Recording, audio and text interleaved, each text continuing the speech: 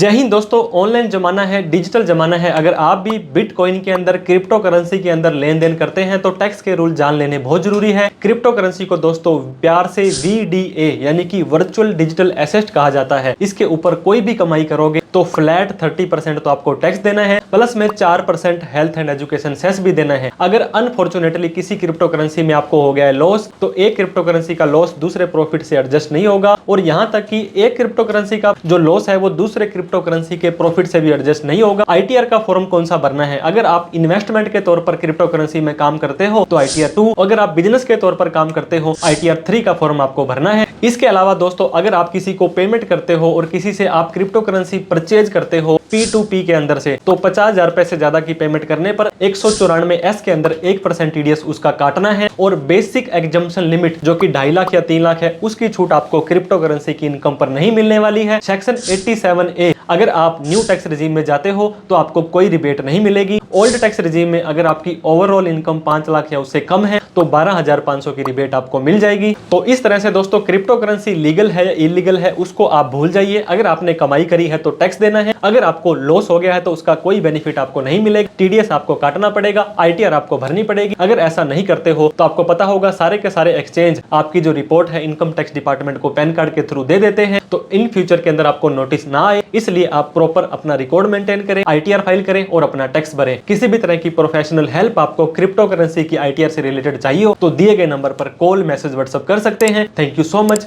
Jai Hind, Jai Bharat.